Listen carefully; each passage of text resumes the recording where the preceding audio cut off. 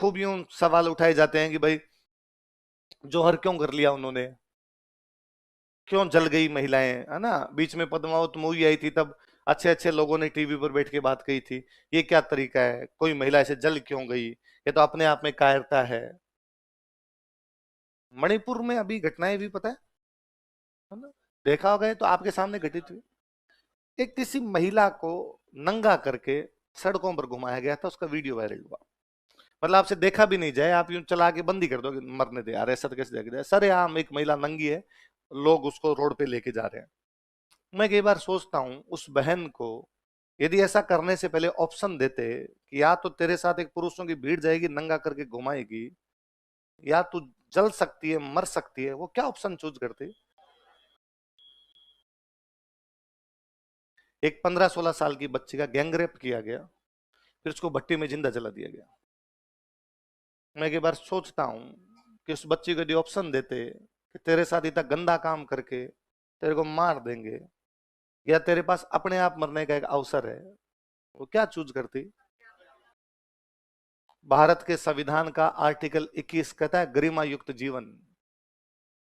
जीवन का मतलब इसमें ओनर हो, life with owner, life with pride. जिस लाइफ से ओनर ही समाप्त हो जाए, जिस लाइफ से प्राइड ही समाप्त हो जाए, उस लाइफ का ही क्या करना। कई और सवाल उठाते हैं, महिलाएं लड़ी क्यों नहीं, खुद ही बाहर जाके लड़ लेती।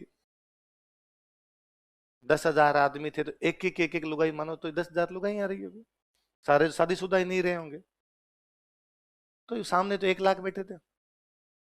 मेरा फिर सवाल है, आज तो डेमोक्रेसी है, इक्वल राइट्स है, महिलाएं कुछ भी कर सकती है, सारे काम के लिए हमने महिलाओं को छूट दे रखी है, फिर भी लड़ने के लिए क्यों नहीं भेजते। आर्मी में महिलाएं हैं, फ्रंट पे नहीं है, लड़ने के लिए नहीं भेजते हम बाकी काम सारे करवाएंगे, कि बाकी काम करवाया जाए, ऑफिसर बनेगी वो, डिसीजन मेकिंग सारे के सारे करेगी। हम वहां नहीं भेज रहे, क्यों नहीं भेज रहे, आज तो इक्वल राइट से भेज देनी चाहिए। अभिनंदन वाला मामला याद है, क्या हुआ था। हमारे एक कमांडर थे, पाकिस्तान के एक जहाज को गिराया, उनका जहाज गिर गया, पाकिस्तान ने पकड़ लिया। हमारे सामने उनकी फोटो आई जिनमें उनका मुंह सूजा हुआ था, पाकिस्तान वाले उनको पकड़ के लेके जा रहे हैं। और हमारे पूरे देश में क्या भावना थी, छुड़वाओ अभिनंदन को, छुड़वाओ अभिनंदन, हमारे अफसर को कैसे पकड़ लिया, यही भावना थी। ठीक उल्टा कीजिए, एक महिला को हम लड़ने के लिए भेजे, उसको पकड़ ले, क्या उसके साथ भी केवल पिटाई करेंगे। और या यदि केवल पिटाई करे या उसके साथ कोई गंदा काम करे और उसका वीडियो वायरल हो, तो हमें और कैसा लगे। इसलिए कुछ चीजें उस हिसाब से तय करनी पड़ती है कि आप क्या करोगे क्या नहीं करोगे। मैं कई बार सोचता हूँ यार, उन महिलाओं की खुद की डिसीजन मेकिंग इतनी जोरदार है कि उन्होंने ये सोचा कि ना कोई दूसरा हमारे हाथ भी ना लगाए, कोई दूसरा टच भी कैसे करे, ऐसी जिंदगी से तो मृत्यु बेहतर है। सुप्रीम कोर्ट तक के डिसीजन है आज के इस डेमोक्रेसी के अंदर, जब यदि जिंदगी जहां लगे कि मौत से भी बदतर होने वाली है, वहां पर हम मौत का चुनाव कर लेते हैं तो भी कोई बुरी बात है। ऐसा ही उन्होंने किया।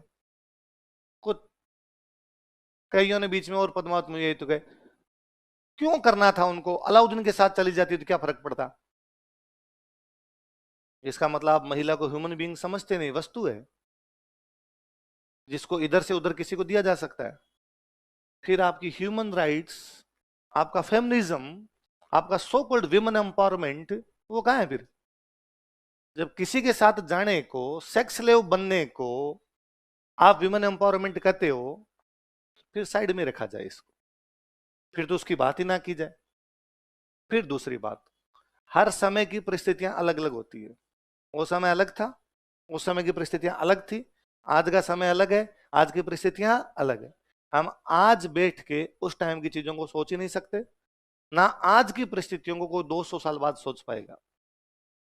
आज के 500 साल बाद में हो सकता है अपनी संतानें इस बात पर भी हंसेगी अपने पे शायद, कि यार मम्मी पापा भाई बहन सारे एक साथ रहते थे। आज भी अपने को बड़ा अजीब सा लगता है कि यार 3 पीढ़ी पहले एक एक 10-10 टाबर थे, और लगता है यार कितने कितने बच्चे पैदा कर लिया करते थे। आज अपने को दूसरी सच्चाइयां हैं, आने वाले टाइम की सच्चाइयां दूसरी होगी। शायद इस बात पे भी लोग हंसेंगे कि लोग रजिस्टर में लिखते थे, मतलब पेन भी होते थे और यूं हाथ से लिखना पड़ता था। उनके पास में आईपैड नहीं थे, डायरेक्ट नहीं लिखते थे क्या उनसे? वो क्या वो बोलते और सीधा नहीं लिखा जाता था क्या? आप पुराना आज का फीता लेके पुराने टाइप को नाप नहीं सकते। उस टाइम की उनकी सोशल वैल्यूज अलग थी, उनकी सोशल वैल्यूज यही कहती थी, उन्होंने वैसा किया। हाल यह है कि एक राजा कितना क्रूर है, ये सामान्य जनता के 30,000 लोग कट गया। एक दूसरा राजा महाराजाओं की इस प्रकार की चीजें हो जाती थी, लड़ाइयां होती, लड़ाइयों में लोग मरते ही थे, सब राजाओं ने मारे होंगे, पर जनता को इस प्रकार से नहीं मारा, ये बाहर से आए हुए लोगों ने शुरू किया। अच्छा, कई जगह ऐसे एग्जाम्पल ये कि अपने यहाँ के राजाओं ने मार दिया। अशोक का पढ़ते हैं, अशोक ने कलिंग का युद्ध किया, 1 लाख लोग मारे और 1.5 लाख लोगों को गिरफ्तार कर लिया। फिर उस आदमी को रिग्रेट हुआ, तो क्या कर गए रे, ने हथियार छोड़ दिए। आज के बाद में हथियार के हाथ ही नहीं लगा। उसकी अंतिम लड़ाई है, उसके बाद उसने हथियार हाथ में उठाए। इवन पूरी जिंदगी वो इस बात के लिए लोगों को कहता रहा कि लड़ाई नहीं करनी, लड़ाई नहीं करनी, लड़ाई नहीं करनी। यहाँ भाई साहब 30,000 को काट के किताब में लिखवाए हुए, मजा आया, अगली बार और काटेंगे। तब है कि साहब सोच कैसी है, उस सोच पे सवाल उठाए जाने चाहिए।